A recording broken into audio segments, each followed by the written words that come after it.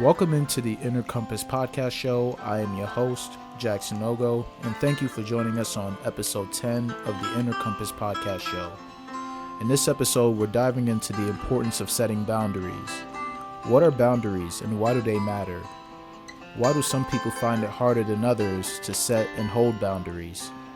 What should you do when someone resists or challenges the limits you've set? And perhaps most importantly, how can boundaries deepen our connections instead of creating distance? The overflowing cup. Ava was the one everyone came to, at work, at home, even in her friend group. She said yes to extra shifts, last-minute favors, emotional venting sessions. She wore deplorable like a badge of honor until it became a burden. One evening, after helping a friend move, Ava sat on her couch, exhausted and resentful. Her phone buzzed again. "Can you help me with one more thing?" Her chest tightened. Tears welled up, not from sadness, but from emptiness. She had nothing left to give. That night, Ava wrote a sentence in her journal. "I can't keep pouring from an empty cup." The next day, she started saying no. Not out of spite, but self-respect.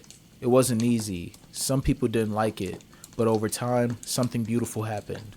She began to feel whole again. Setting boundaries didn't push people away. It helped her show up with more energy, clarity, and love for them and for herself. The moral of the story?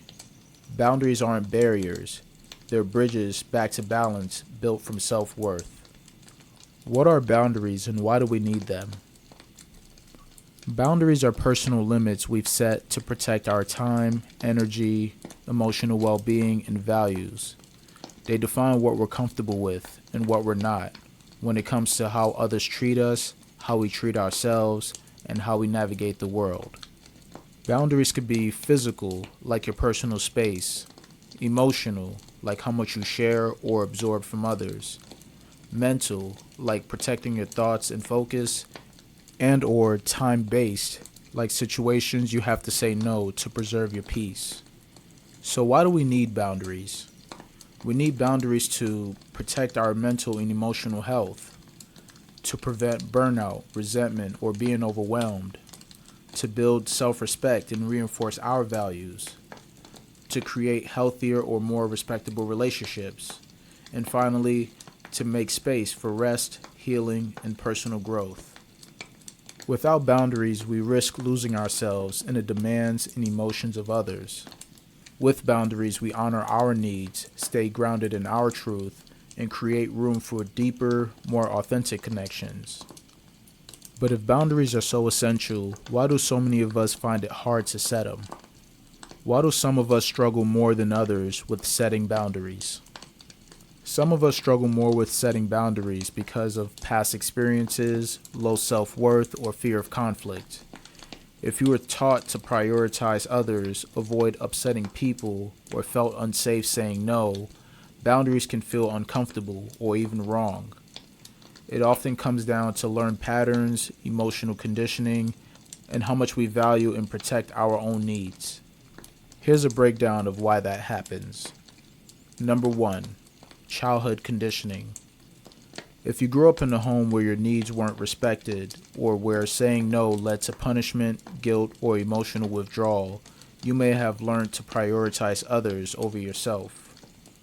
Number 2. People-pleasing tendencies. Some people derive their self-worth from being liked or needed, so setting boundaries can feel selfish or risky.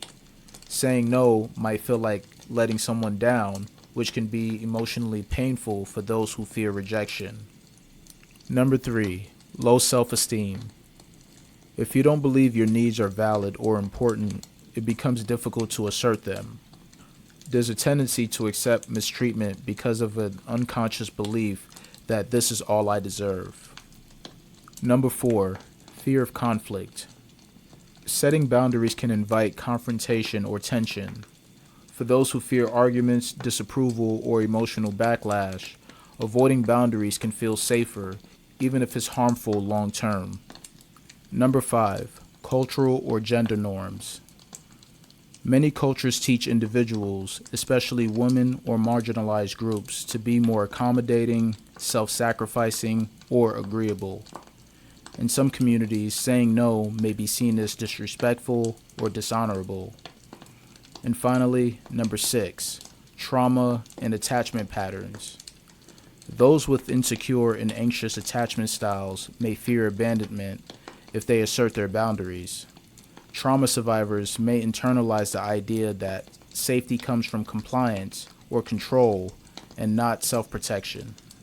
The bottom line is that setting boundaries require a sense of safety, self-worth, and clarity, things that not everyone has the chance to develop. But the good news is that boundaries are a skill. With practice, support, and healing, anyone can learn to set and uphold them. Understanding why setting boundaries can be difficult is the first step, but even once you've set one, the real challenge comes from when others don't respond well. What can you do when someone pushes back or gets upset about your boundary? When someone pushes back or gets upset about your boundary, it will be uncomfortable, but it doesn't mean you've done anything wrong. Here's what you could do. Number 1, stay calm and grounded. Hold your boundary with clarity and kindness. You don't need to match their emotional intensity.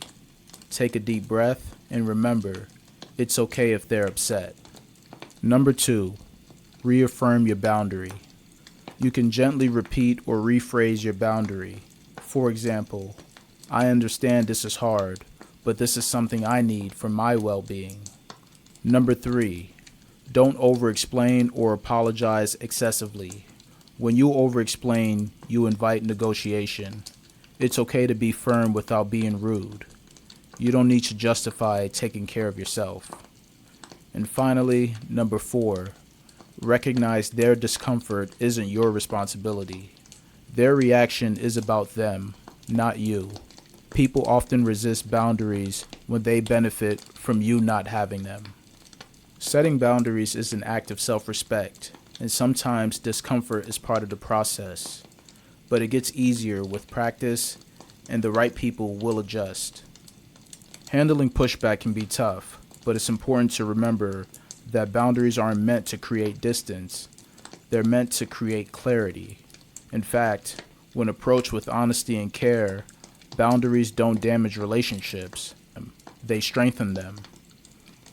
Boundaries actually strengthen relationships because they create trust, clarity, and mutual respect. When you set a boundary, you're showing others what's okay and what's not, which helps prevent resentment, confusion, and burnout.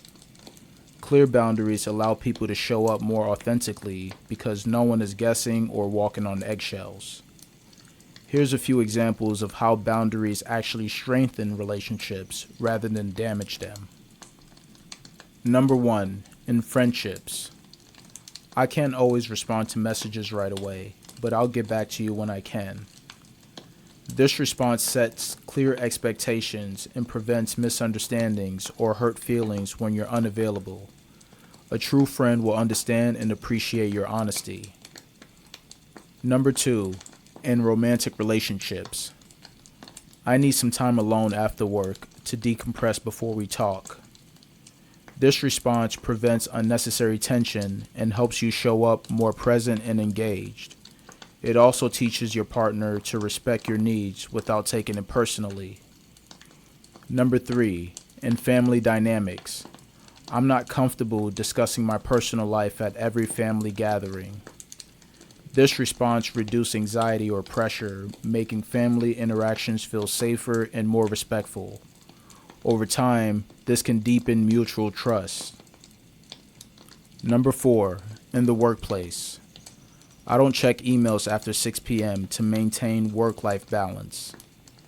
This response models healthy behavior, prevents burnout, and sets a professional tone. When respected, it builds a more balanced and sustainable working relationship. And finally, number 5, with yourself. Your internal boundaries. I won't commit to things out of guilt or obligation. You show up more fully and genuinely when you say yes because you mean it, not because you feel pressured. This leads to healthier, more balanced connections. In each of these examples, the boundary isn't pushing people away. It's creating a framework for healthier, more respectful interactions. The right people won't be threatened by your boundaries.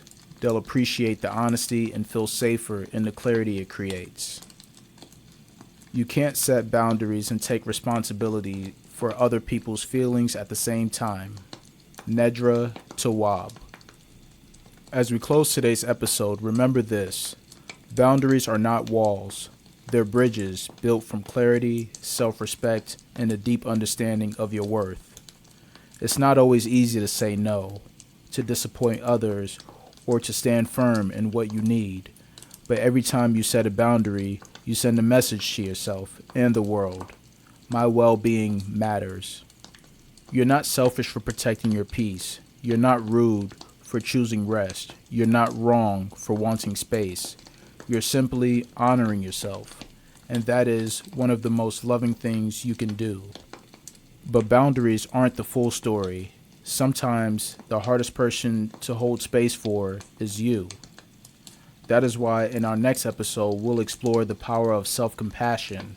Because setting limits is one thing, but learning to speak to yourself with grace, patience, and kindness, that's a deeper kind of strength. We'll talk about how self-compassion fuels growth, softens judgment, and gives you permission to be human, flaws and all. Until next time, take care of your energy, protect your peace, and keep following your inner compass. You are worthy of the love you give so freely to others. Thank you.